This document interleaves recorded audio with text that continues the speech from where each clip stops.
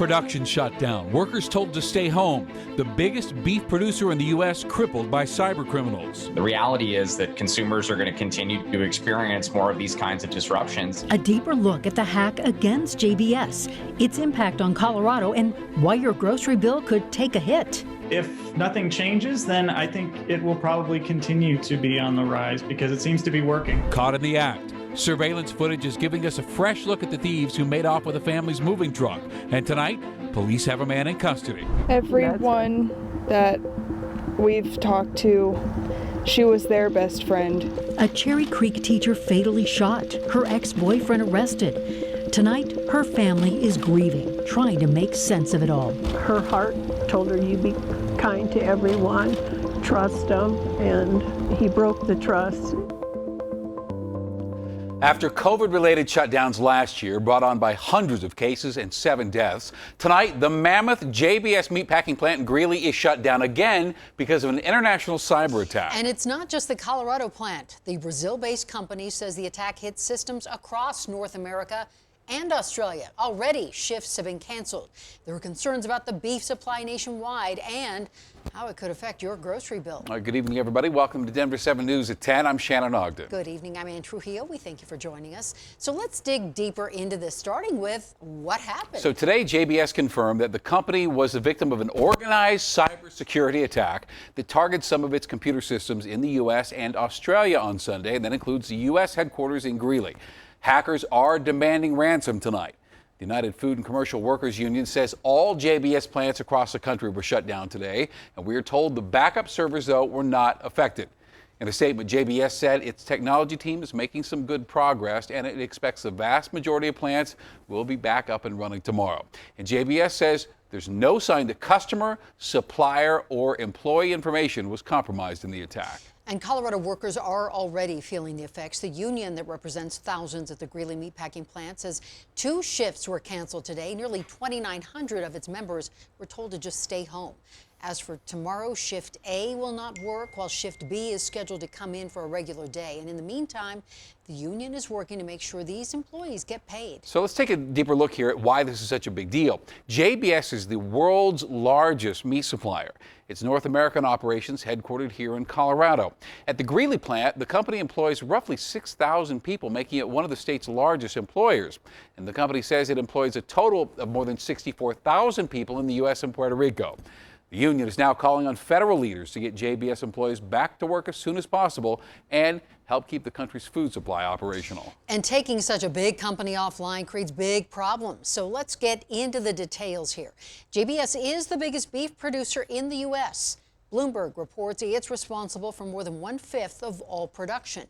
Its 5 biggest plants were taken offline by this cyber attack, and altogether, they handle more than 22,000 cattle each day, and industry analysts say U.S. meat packers slaughtered 22% fewer cattle than this time last week.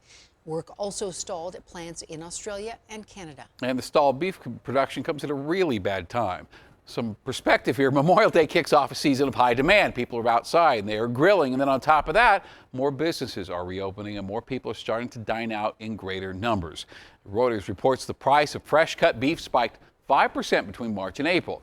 What's not clear yet is just how much this cyber attack will affect those already rising beef prices. And you might be wondering how such a major company can be crippled by a computer attack.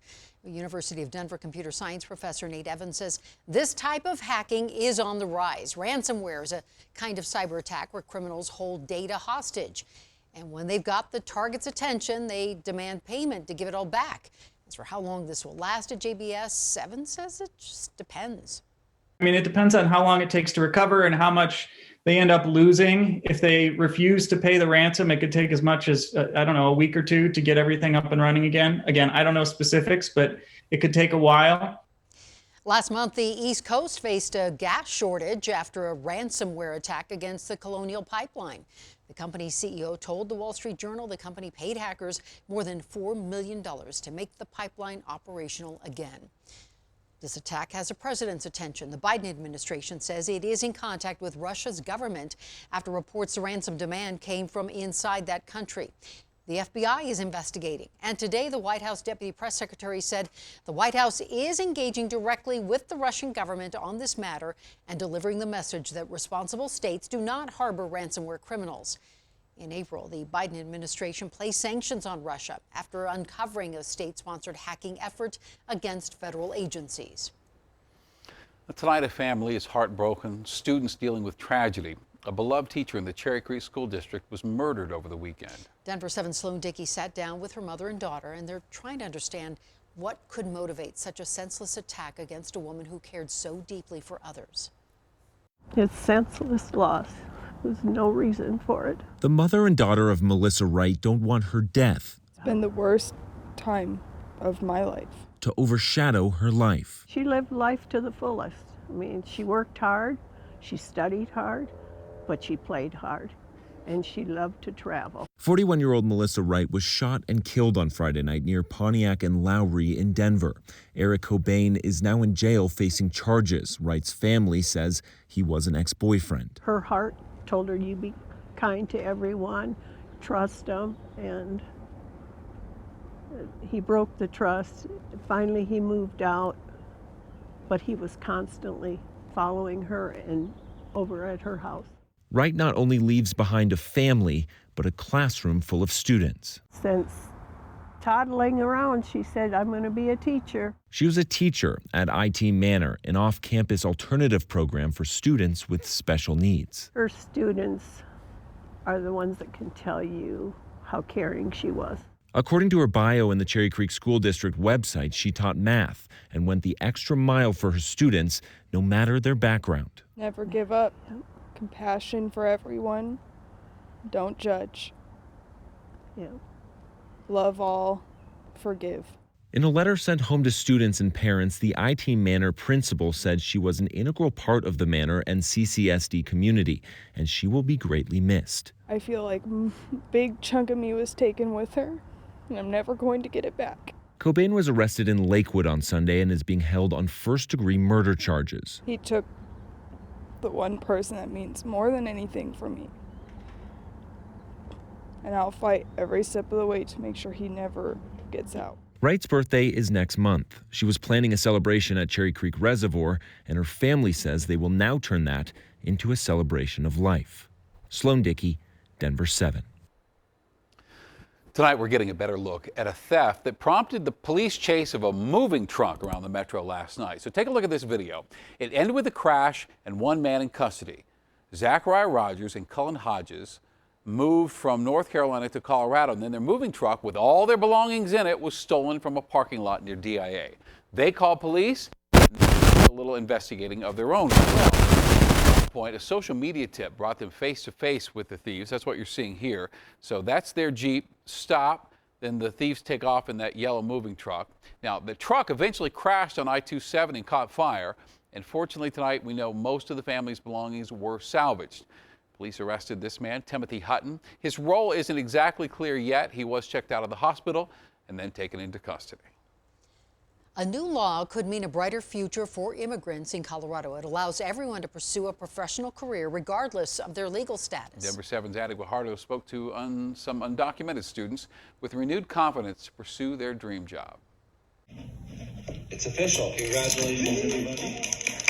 With the stroke of a pen, Senate Bill 77 was signed into law, changing the lives of undocumented students seeking a higher education. It's such an important step for our immigrant community here in Colorado. Marissa Molina, the Colorado State Director for Forward U.S., shared the news with countless students who feared a future of uncertainty after spending years in college. Senate Bill 77 basically means all Coloradans, regardless of their immigration status, can now obtain a professional license in childcare, education, nursing, and many more professional fields, something previously out of their reach, unless they could prove legal status. Before the passage of this bill, folks with DACA or TPS, folks who have a protection within the United States, but not necessarily a legal status, they were also barred from accessing all of these professions. The new law will help diversify the job pool and fill positions in high demand. It's not just the paper, it's people's lives. People have been working for this. Montserrat Arriza testified for the bill. She's a senior at Metropolitan State University of Denver, where she's pursuing a career in education. To be able to work with children with autism, especially bilingual children. When she enrolled in college as a DACA recipient, she didn't know if she would be able to pursue a career she dreamed of. It was scary. I was discouraged many times. A stress many undocumented students face. I went to school not knowing what was going to happen. Duvia Ortega fought for Senate Bill 77. She moved to the U.S. a decade ago from Mexico. Chasing the American dream, she applied and was accepted at MSU. Really wanted to be a teacher. This has been my dream since I was a little girl. Her dream will become a reality in 2022. It just makes me really happy and excited and thrilled to have a license to be able to do something in life. Arriza will graduate in December of 2021. I'm going to be able to, work with the children that I want to work with in the community, help my community, which is the Spanish-speaking immigrants. For these women, it's about giving back to their community and connecting with students that look like them and share the same culture. Role models for future generations, showcasing that dreams do come true. Addie Guajardo, Denver7. Nuggets face the Blazers at Ball Arena tonight. What a nail-biter. Second overtime. This second, the Nuggets pulled it out 145-140. Again, this is second overtime here. And the big news, finally, Comcast and Dish customers were able to watch. A local blackout was lifted, and NBA TV carried the game, as well as Altitude Sports on DirecTV. Fans, I know you have been frustrated by this dispute. Altitude and Comcast and Dish that kept the games off the air. So it's not clear yet what this means for the rest of the playoffs games, but we have some good news tonight. And Lionel Bienvenu, our sports director, will have highlights from the game coming up.